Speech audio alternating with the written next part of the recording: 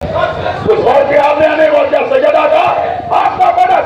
अब सैयदा के बाद अगर सैयदा के साथ पदक न मांगे, अगर इमाम हसन पदक का मुतालिबा ना करे, अगर हुसैन पदक की डिमांड ना करे, अगर इमाम ज़ैनुल आबिदीन पदक का मुतालिबा ना करे, तो इनसे नहीं पूछा जाएगा कि तुमने क्यों नहीं मांगा। लेकिन खिलाफत की मसनद पर आने वाला हर शख्स सलावत मोहम्मद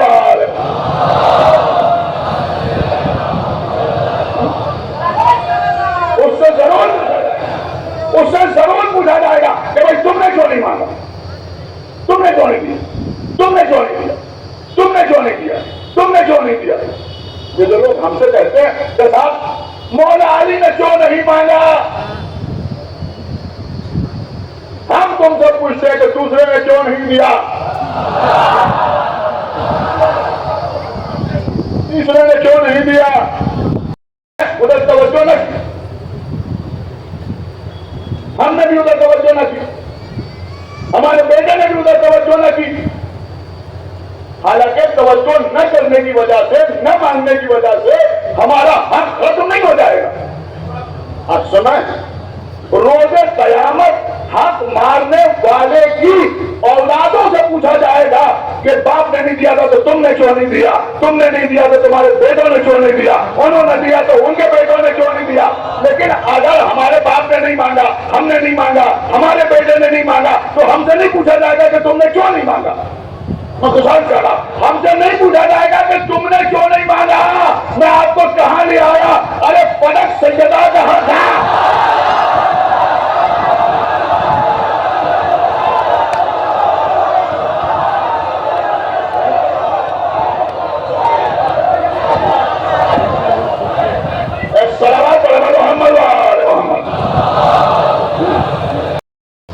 नमाज पढ़ी जाए।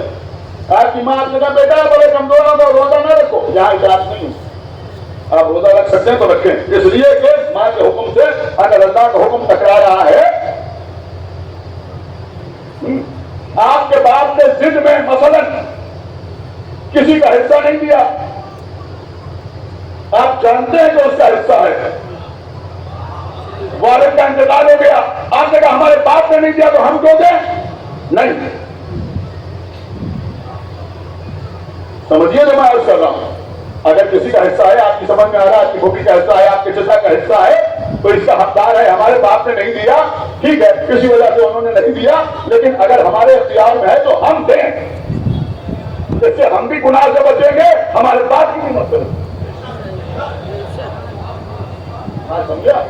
वरना अगर किसी का हक किसी के बाप ने मार दिया है तो बेटे को मालूम है कि यह हकदार था, अब वो नहीं दे रहा तो वो भी गुनाहगार हो। उसके बाद वाली नस्लों को मालूम हो कि खुला हकदार था तो वो भी गुनाहगार हो। देखिए अजीजों, ये तबलीग में फदाइल है, बहुत तवज्जो आप अल्लाह की चाहता हूं, लेकिन इसके बरस भी मांग रहा है, कहीं हमारा कुछ हक था। हैं जो अहल होते हैं वो जनाजे के साथ जरूर जाते हैं। अब अजीजों, हर जगह हम यही देखते हैं, जो जिसके अहल होते हैं वो उसके जनाजे में शरीक जरूर होते हैं। तो हमने सारे जनाजे देखे तो हमने अल्लाह के रसूल का जनाजा भी देखा।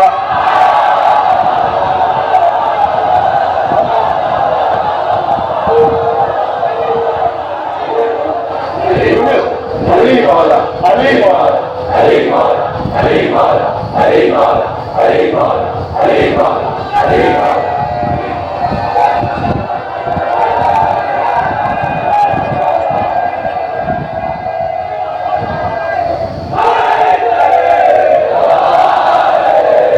देखिए नारे आपको लगान मैंने पहले कह दिया, मैं नारों को रोक लूँ, लेकिन बस मैं ये चाहता हूँ, ये तो बिल्कुल संजीदा है, चाहता हूँ। तो अहल कौन होते हैं जो जनाजे के साथ जाते हैं। अब पैगंबर के जनाजे में कौन गया और कौन नहीं गया, जो आपको तारीख बताई। सुनना सुनिए, जो अंदर बैठे जो बाहर बैठे खुसूसियत से वो सुने, जो धूप पे खड़े हुए मस्जिद सुन रहे हैं, खुदावंद आलम उनके हाजिर में और इजाफा फरमाए। लेकिन मेरी बात सुनिए कि अब जो रसूल के जनाजे में शरीक ना हुए, ये तो मानना पड़ेगा कि वो अहल नहीं है। लोग हमसे नाराज है, आप सहाबा को नहीं मानते,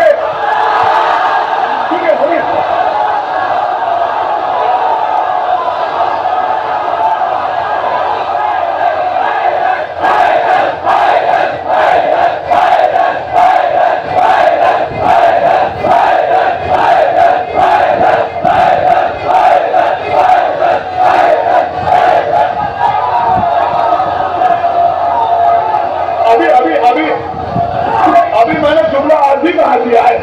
जुमला सुनिए कबला, लोग कहते हैं कि आप सहाबा को नहीं मानते। मैंने अर्ज किया तो जनाजे में शिरकत करे, वो है अहल, वो है अहल। अगर कोई तुमसे कहे, मैं बच्चों से कह रहा हूं, अगर कोई तुमसे कहे कि तुम सहाबा को नहीं मानते, तो उससे कहना कि हम सहाबा को मानते हैं, ना अहलों को नहीं मानते।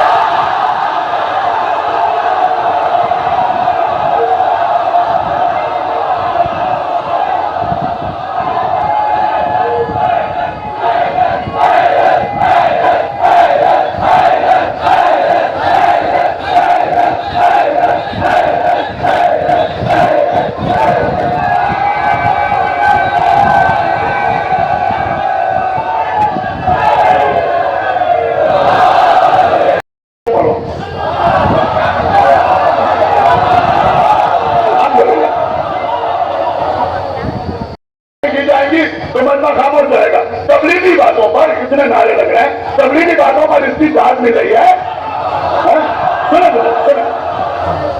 सुनिए, तो तीन चीजें जाने वाले के साथ जाती है। एक उसके अहल, दूसरे उसका माल,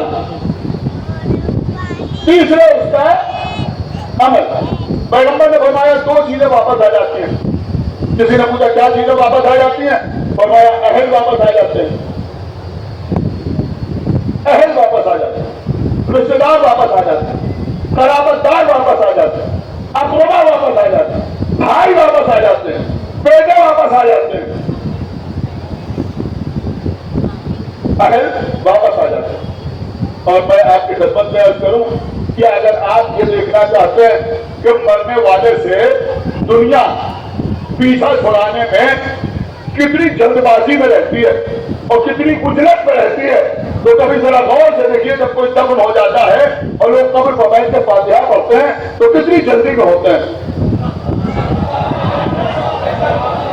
भाई आपने ये मंजर देखा या नहीं देखा? तो आदमियों के बीच से एक आदमी हाथ अंदर डाले दे रहा है, दूसरा ऊपर से हाथ अंदर डाले दे रहा है। ये भैया आपके दुश्मन नहीं होते, ये सब वो है जो जिंदगी में आपके दोस्त होते हैं, लेकिन इतनी जल्दी होती है आपसे पीछा छुड़ाने में। इसीलिए मैं अर्ज करता हूं कि इनको खुश रखने के लिए अहले बैत के दामन न छोड़िए।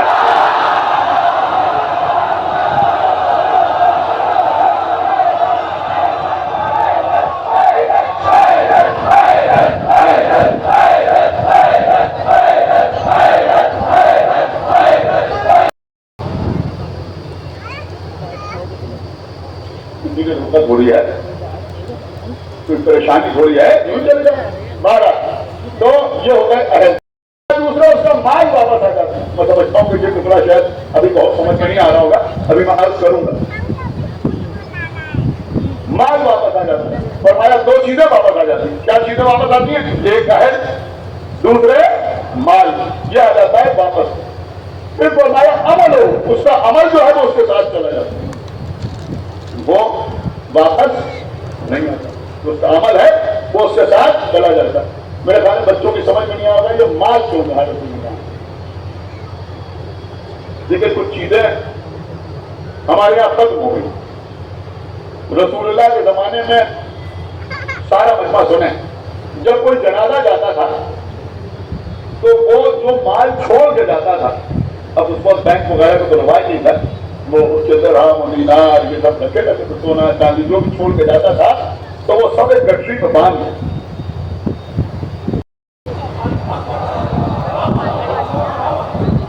मैं बार बार आपकी खिदमत में अर्ज करता हूं कि सफ़े अव्वल में खड़े होकर नमाज़ें पढ़ना, रमजान के रोजे 2 दिन पहले से रखना, मस्जिद में चीख कर दुआएं पढ़ना,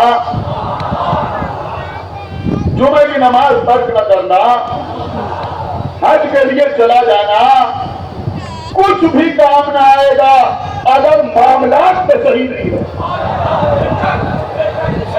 सलावत पढ़ेगा मोहम्मद वाले गैर मासूम को आइडियल बनाया तो हमेशा नुकसान हुआ। सलावत पढ़ेगा मोहम्मद वाले मोहम्मद। जो वारिस होता था मरने वाले का, कि अगर किसी की कुछ रकम इस मरने वाले के ऊपर बाकी है तो वो बताए, तो लोग बताते। अब जाहिर सी बात है कि कोई जो ही कह दे तो मसला अलग है, लेकिन समझ पूछ के लोग बताते थे। किसी ने कहा हमारे 500 दिरहम है, तो उसी माल में से 500 दिरहम उसको दे दिए जाए। किसी ने कहा हमारे 100 दीनार है, 100 दीनार उसको दे दिए गए। किसी ने कहा हमारा 2 तोला सोना है, 2 तोला सोना उसको दे दिया गया। समझा? उसी वक्त वहीं पहले वो सब तकसीम हो जाता था, उसके बाद उसकी नमाज जनाजा होती है। सुन रहे हैं?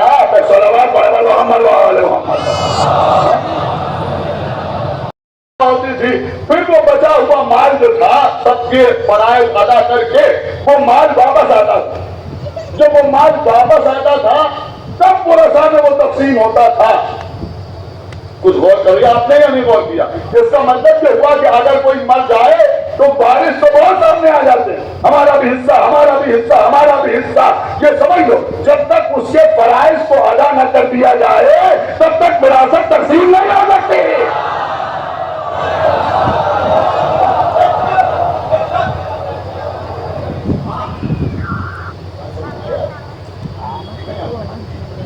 आ गई ना बात समझ में?